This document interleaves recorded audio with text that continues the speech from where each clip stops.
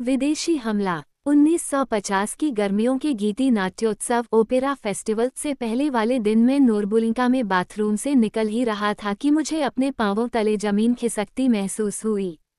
संध्या का वक्त था और मैं सोने से पहले नहाते वक्त अपने एक अनुचर से बतियाता रहा था। ये घटना जब हुई तो मैं बाहर था क्योंकि बाथरूम मेरे आवास से कुछ गज बाहर था। तिब्बत में भूगर्भीय हलचलें होती रहती हैं, इसलिए शुरू में मैंने सोचा कि भूकंप ही आया होगा। आश्वस्त हो चुकने के बाद दोबारा भीतर गया तो क्या देखता हूँ कि दीवार पर लटकी तस्वीरें अपने स्थान से हिली हुई हैं। उसी समय कुछ दूरी पर एक भयानक धमाका हुआ। मैं तुरंत बाहर भागा और मेरे पीछे कई कर्मचारी भी भागे। हमने आकाश की तरफ देखा। एक के बाद एक धमाके हो रहे थे। तोप के गोले से छूटते लग रहे थे। हम समझे कि धमाका और थरथराहट इसी कारण हो रही है। हो सकता है तिब्बती सेना कोई परीक्षण कर रही होगी। कुल मिलाकर कोई 30-40 विस्फोट हुए। अगले दिन हमें पता लगा कि यह कोई सैन्य परीक्षण नहीं था बल्कि यह तो कोई कुदरती घटना थी। जिधर से आवाज आई थी उधर कुछ लोगों ने अद्भुत लाल चमक देखने की बात कही थी। बाद में धीरे धीरे पता लगा कि इस घटना को 400 मील पूर्व में चामडो तथा दक्षिण पश्चिम में 300 मील साक्या समेत पूरे तिब्बत में दूर दूर तक अनुभव किया गया था। मुझे तो यहाँ तक बताया गया कि इसे कलकत्ता में भी महसूस किया गया था। धीरे धीरे जब घटना पर ध्यान कम होता गया तो लोगों ने कहना शुरू कर दिया कि यह सीधा सादा भूकंप नहीं था बल्कि यह कोई दैवी संकेत था। विज्ञान में मुझे शुरू से ही बहुत रुचि रही है, इसलिए मैं इस अतिविशिष्ट घटना का वैज्ञानिक आधार जानना चाहता था। जब कुछ दिनों बाद मुझे हाइनरिश हेरा मिले तो मैंने उनसे न केवल भूकंप बल्कि इस अद्भुत अलौकिक घटना की व्याख्या बताने को कहा। उन्होंने इन दोनों को आपस में संबंधित बताया। उनके अनुसार पृथ्वी के खिसकने और पर्वतों के ऊपर की तरफ उठने से पृथ्वी की तह टूट गई थी। भले ही यह संभव हो पर मुझे ये बात जंची नहीं। पृथ्वी की परत फटे तो आकाश में चमक और गरज कहाँ से आई और फिर इतनी दूर तक कैसे दिखाई दी। मुझे नहीं लगा कि हेरा की व्याख्या परिपूर्ण थी। आज तक मैं संतुष्ट नहीं हूँ। संभव है कि इसकी कोई वैज्ञानिक व्याख्या हो, लेकिन मैं महसूस करता हूँ कि यह वाकई रहस्यमय घटना थी और विज्ञान की समझ से बाहर की चीज थी। यही कारण है कि मुझे इसे पराभौतिक घटना मानने में आसानी होती है। ऊपर से चेतावनी आए या नीचे से गड़गड़ाहट हो, हर हाल में बात तो ये थी कि उसके बाद तिब्बत के हालात तेजी से बिगड़ते चले गए। मैं पहले ही कह चुका हूँ कि यह घटना गीतिनाट्योत्सव से एन पहले हुई। यदि ये दैवी संकेत था तो 2 ही दिन बाद इसका असर दिखने लगा। संध्या के समय एक नृत्य के दौरान मैंने एक संदेशवाहक को अपनी दिशा में आते देखा। मेरे केबिन के पास पहुंचने पर उसको राजप्रतिनिधि ताथा रिम्पोछे के कक्ष में ले जाया गया जो मेरे कक्ष के दूसरे आधे हिस्से में था। मैं तुरंत समझ गया कि कोई गड़बड़ है। सामान्य हालात में सरकारी निर्णय अगले हफ्ते तक नहीं लिए जाने थे। मैं जिज्ञासा से भर गया। इसका क्या अर्थ हो सकता है? शायद कोई भयानक घटना हुई है। फिर भी छोटा होने तथा मेरे पास कोई राजनीतिक शक्ति न होने के कारण मुझे तब तक इंतजार करना था जब तक रिम्पोछे स्वयं न बताएं कि क्या चल रहा है। मैं ये जानता था कि दीवार के पार एक ऊंची खिड़की से अलमारी पर चढ़कर झांका जा सकता है। संदेशवाहक के अंदर जाते ही मैं ऊपर चढ़ा और सांस रोककर राजप्रतिनिधि की जासूसी करने लगा। वो खत पढ़ रहे थे और मैं उनका चेहरा देख रहा था। उनका चेहरा गंभीर हो गया। कुछ मिनट बाद वह बाहर आए और मैंने सुना कि वह काशाग को बुलाए जाने के आदेश दे रहे थे। बाद में मैंने पता लगाया कि राजप्रतिनिधि के पास जो पत्र आया था वह उस समय चामडो में रह रहे खम के राज्यपाल का तार था और उसमें सूचना दी गई थी कि तिब्बती चौकी पर हमला करके एक वरिष्ठ अधिकारी की हत्या कर दी गई थी। खबर वाकई बहुत गंभीर थी। पिछले पतझड़ में भी सीमा पार करके चीनी साम्यवादी आ घुसे थे जो कह रहे थे कि वे साम्राज्यवादी आक्रामकों, पता नहीं किस आक्रामक की बात कर रहे थे, वे के हाथों से तिब्बत को मुक्त कराने आए हैं। ये सब इस बात के बावजूद था कि लासा में रह रहे चीनी अधिकारियों को 1949 में बाहर निकाल दिया गया था। ऐसा लग रहा था कि अब वे धमकी को अंजाम दे रहे थे। अगर यही बात थी तो तिब्बत गंभीर खतरे में था क्योंकि हमारी सेना में केवल 8,500 अफसर व सैनिक ही थे। ये सेना हाल ही में विजयी पीपुल्स लिबरेशन आर्मी के मुकाबले कहीं नहीं ठहरती। उस वर्ष के गीतनाट्य उत्सव की याद मुझे बहुत थोड़ी सी है, सिवाय उस समय दिल में महसूस हुए एकाकीपन के। मेरा मन न तो ढोल की धीमी थाप पर हुए जादुई नृत्य में लगा और न ही सचित्र कपड़ों कुछ के वस्त्र कंकाल जैसे दिखते थे, जो मौत के प्रतिबिंब थे में सजे और प्राचीन नृत्य पर अकेले तथा लय ताल से नाचने वाले नर्तकों में। 2 महीने बाद अक्टूबर में हमारी भयावह आशंकाएं सच हो गईं। लासा में समाचार पहुंचा कि चीनी कम्युनिस्ट सेना PLA के 80,000 सैनिक चांदो के पूर्व में द्रीचू नदी पार कर चुके हैं। चीनी रेडियो पर खबरें प्रसारित हो रही थीं कि चीन में साम्यवाद की वर्षगांठ पर तिब्बत की शांतिपूर्ण मुक्ति शुरू हो गई है। तो गाज गिर ही पड़ी थी और अब शीघ्र लासा पर भी हमला होगा। हम शायद इस मारकाट का मुकाबला भी न कर पाएं।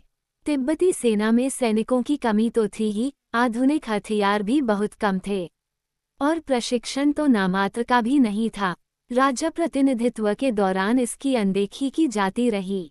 अपनी ऐतिहासिक पृष्ठभूमि के बावजूद तिब्बती मूलतः शांतिप्रिय है तथा सेना में शामिल होना निकृष्ट काम समझा जाता था, कारण सैनिकों को कसाई समझा जाता था।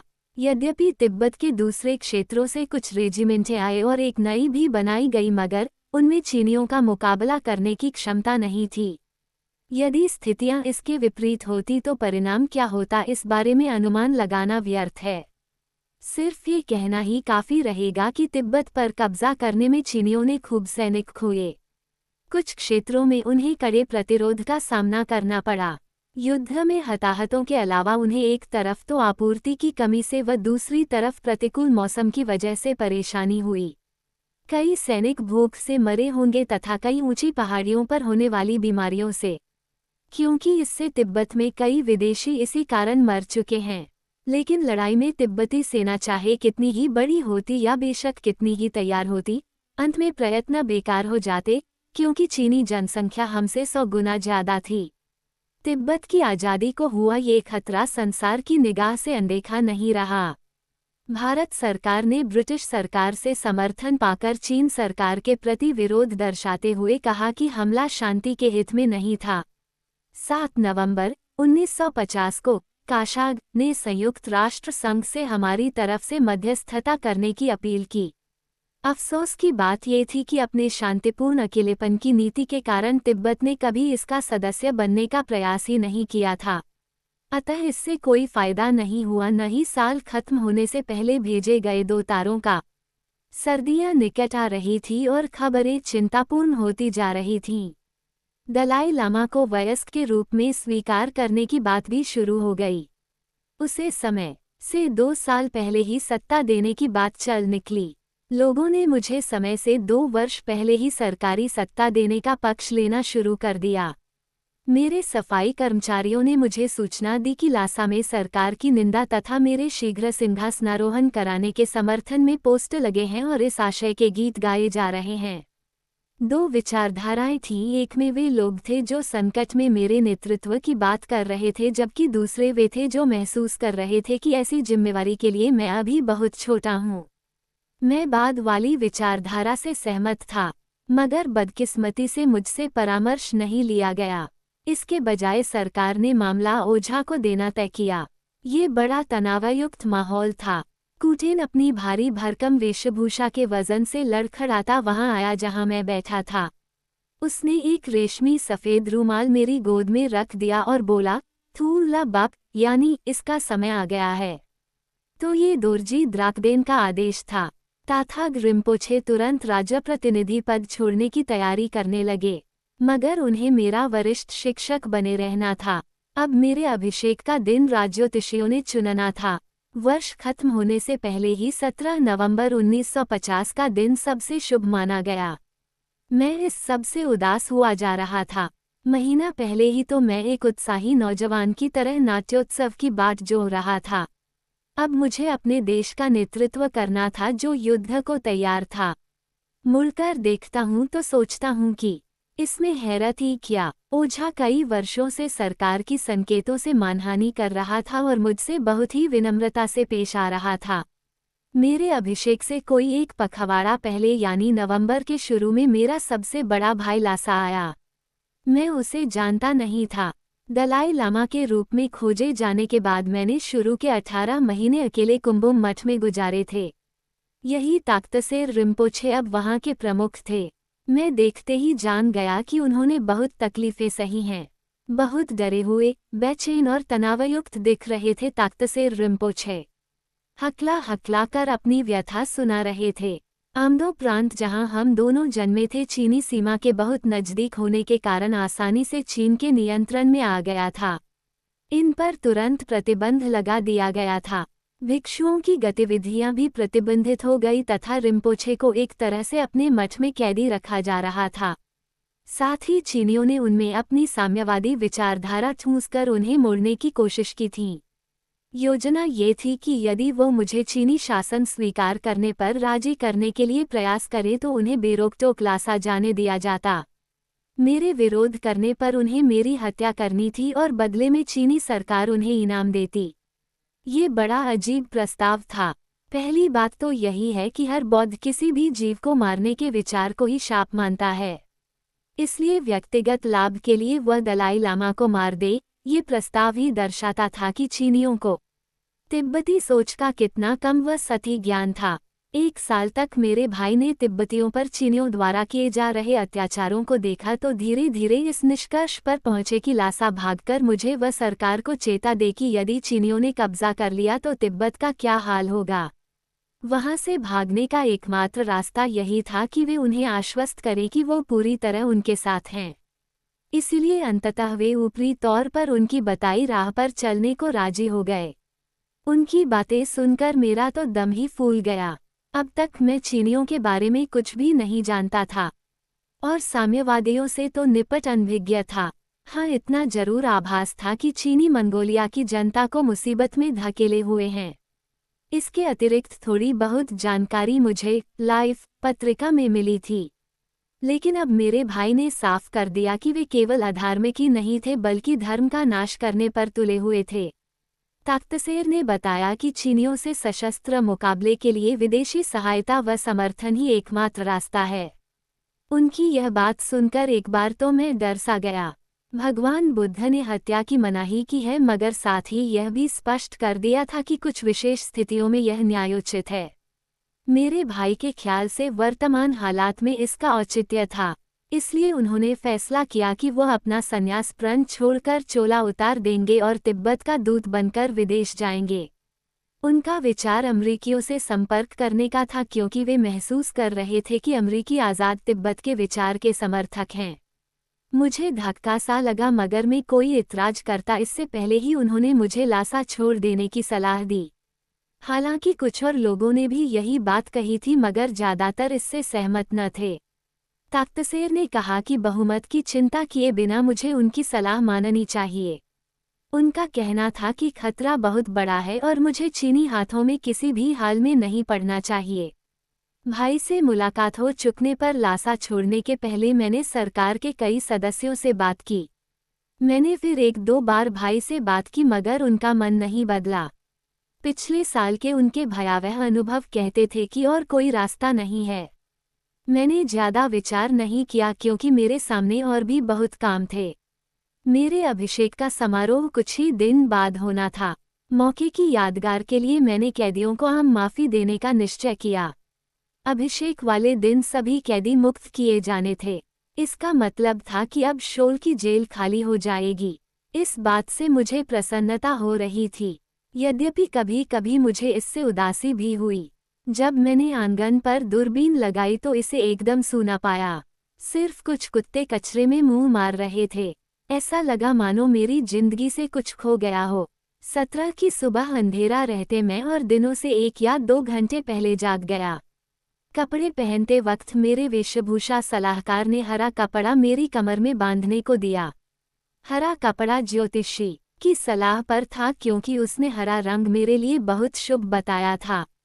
मैंने नाश्ता नहीं लेने की सोची क्योंकि समारोह लंबे समय तक चलना था और मैं नहीं चाहता था कि शौच या पेशाब के कारण मेरा ध्यान बंटे।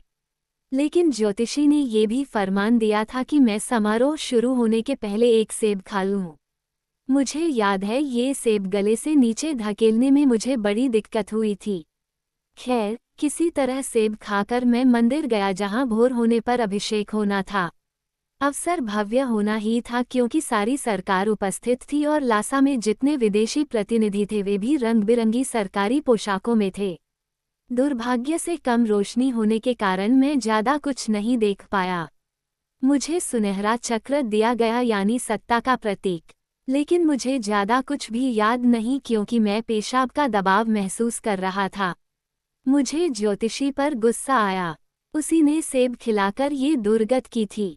मेरी तो उनमें यूं भी आस्था न थी और अब तो यह और भी पुष्ट हो रही थी। मैंने हमेशा महसूस किया है कि जिंदगी के सर्वाधिक महत्वपूर्ण दिन यानी जन्म और मौत ज्योतिषियों से पूछकर नहीं आते।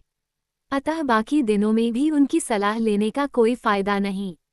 लेकिन यह मेरी व्यक्तिगत राय है। इसका मतलब यह नहीं कि तिब्बतियों को ज्योतिषियों से सलाह लेना बंद कर देना चाहिए।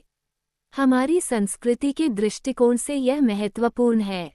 मेरी हालत समारोह में बद से बदतर होती गई। मैंने प्रधान लामा को संदेशा भेजकर समारोह जल्दी खत्म कराने को कहा, मगर हमारे समारोह काफी लंबे और जटिल होते हैं। मैं डर रहा था कि यह शायद ही कभी खत्म होगा। अंततः समारोह पूरा हुआ और अब मैं उन 60 लाख लोगों का निर्विवाद नेता था जो युद्ध के खतरे में थे। पर मैं सिर्फ 15 साल का था। बड़ी मुश्किल थी, मगर मैंने सोचा संभव हुआ तो इस तबाही को टालूंगा। अब मेरा पहला काम 2 प्रधानमंत्री नियुक्त करना था। 2 के पीछे कारण ये था कि यही हमारी व्यवस्था थी कि सरकार में हर पद 2 होते थे। एक पद पर भिक्षु और दूसरे पर आम नागरिक अधिकारी। इसकी शुरुआत हुई थी 5वें दलाई लामा से, जो उस आध्यात्मिक काल के लिए तो ठीक थी मगर 20वीं सदी के लिए पर्याप्त न थी। इसके अतिरिक्त जैसा बता ही चुका हूं कि लगभग 20 वर्ष के राज्य प्रतिनिधित्व के बाद सरकार बिल्कुल भ्रष्ट हो चुकी थी। कहने की जरूरत नहीं कि सुधार बहुत कम हो पाए। दलाई लामा भी सुधार नहीं कर सकता था क्योंकि वह जो सुझाव देता वह पहले प्रधानमंत्रियों के पास जाता, फिर काशाग को, तब कार्यकारिणी के हर अधीनस्थ कर्मचारी के पास, और अंत में नेशनल असेंबली में अगर कोई एक सदस्य भी टांग अड़ा देता तो मामला लटक जाता। नेशनल असेंबली कोई प्रस्ताव पेश करती तो यही सारी प्रक्रिया उल्टी चलती। यदि दलाई लामा के पास आखिर में पहुंचे विधेयक पर वो कोई संशोधन करता तो एक कागज के पुर्जे को इस दस्तावेज से चिपकाकर उसी तरह नीचे तक भिजवाया जाता। लेकिन सुधार इससे भी ज्यादा मुश्किल इस कारण थे कि धार्मिक समुदाय को विदेशी प्रभाव का भय था, जो उनके ख्याल में तिब्बत में बौद्ध धर्म को नुकसान पहुंचाता। मैंने लोब्सांग ताशी नामक भिक्षु को प्रधानमंत्री चुना तथा दूसरा प्रधानमंत्री चुना एक अनुभवी प्रशासक लुखांगवा को। ऐसा करके मैंने इन दोनों तथा काशाग से सलाह कर अमेरिका, ग्रेट ब्रिटेन और नेपाल में प्रतिनिधिमंडल भेजना तय किया ताकि वे इन देशों को हमारी तरफ से मध्यस्थता करने के लिए मना सकें। एक प्रतिनिधिमंडल चीन इस उम्मीद पर जाना था कि चीनी सेना की वापसी पर विचार हो सके। ये प्रतिनिधिमंडल साल के आखिर में गए। चीन अपनी सेना पूर्व में इकट्ठी कर रहा था, इसलिए हमने तय किया कि मैं अपनी सरकार के वरिष्ठ मंत्रियों के साथ दक्षिणी तिब्बत चला जाऊं। ऐसा करके हालात बिगड़ने पर मैं आसानी से सीमा पार कर भारत में शरण ले सकता था। इसी बीच लुखांगवा तथा लोब्सांग ताशी ने कार्यकारी क्षमता से वहां रहना था और राज्य की मोहर मैंने अपने साथ ले जानी थी।